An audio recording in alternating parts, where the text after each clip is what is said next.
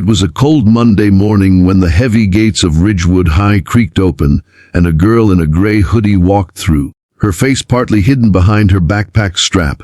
Her name was Mira Han, the new transfer student who had come from somewhere far. No one really knew where, and she wasn't the type to tell. The school hallway was alive with laughter, sneakers squeaking, and whispers that stuck to the walls like chewing gum. But as Mira walked past, every sound seemed to fade, replaced by curiosity and quiet judgment. She was too quiet, too calm, and in a place where loudness meant survival. Silence was dangerous. By lunchtime, the rumors had already started to swirl. She was kicked out from her last school, one said. No, her dad's in jail. Another whispered. Maybe she's homeless. Teenage gossip had no limits, and truth was the last thing it ever cared about. Mira sat alone at the corner of the cafeteria, carefully opening her plain sandwich like someone performing a ritual. Her eyes didn't lift, not even once.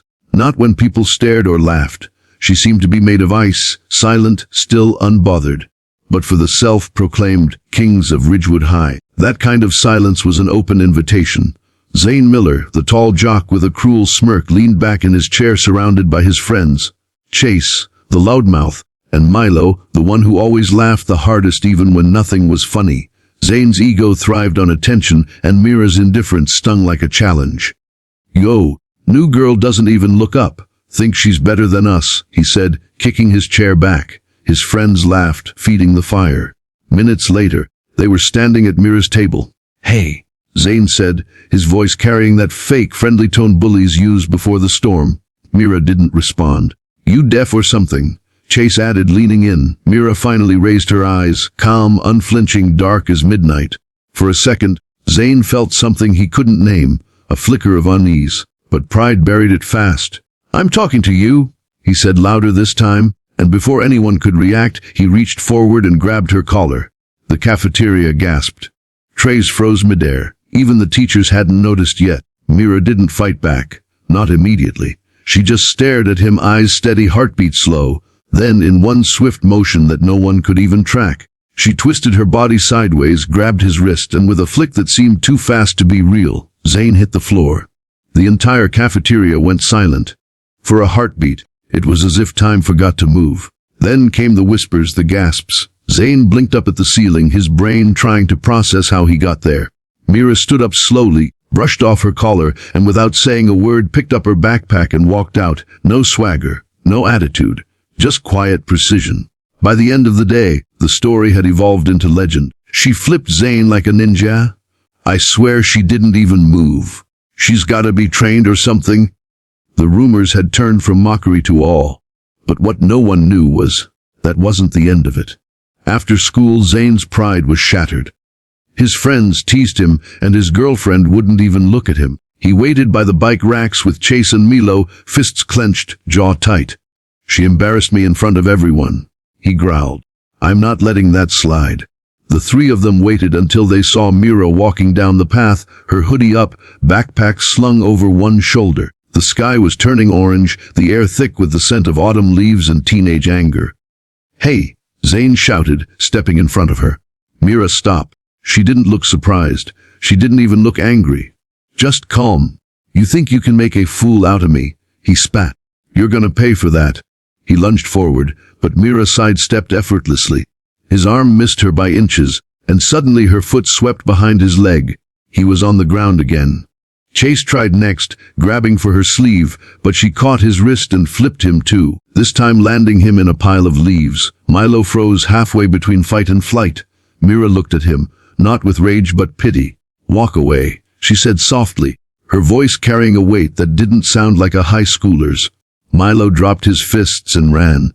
Zane groaned on the ground, clutching his arm. What are you? He gasped. Mira looked down at him, expression unreadable. Someone who learned the hard way when to stay silent, she said. Then she turned and walked off. That night, Zane couldn't sleep. He replayed that scene over and over, her movements too smooth, too precise. He searched online until he found something that made his stomach twist. News articles from 3 years ago. A girl named Mira Han, survivor of a school attack in another city.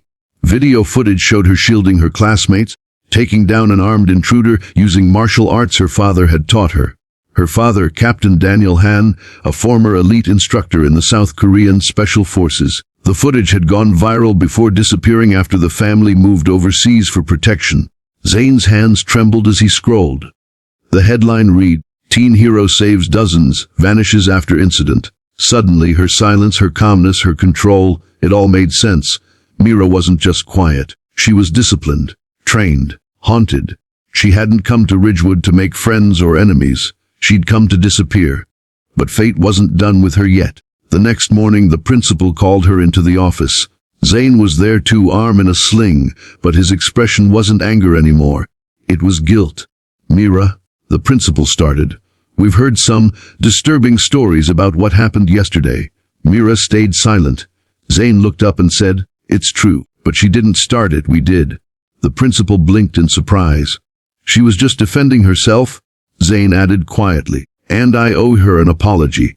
Mira's expression softened slightly, but she didn't say a word. She just nodded once, stood up and left the room. By lunch that day, things had changed. People who used to whisper about her now moved aside when she passed, not out of fear, but respect. Zane and his crew sat quietly, avoiding her gaze. And for once, Ridgewood High felt a little bit quieter. Not because of fear, but because everyone had learned something. But even as she sat alone under the tree outside, Myra knew peace never lasted long. Her past had a way of finding her. As she stared at the sky, her phone buzzed. A message flashed across the screen. "We found you." Her fingers froze. The calm in her eyes shifted, just for a second, into something darker. She locked her phone, took a deep breath, and whispered, "Not again." As the wind picked up around her, carrying leaves through the courtyard, one thing became clear. Mira's story was just beginning.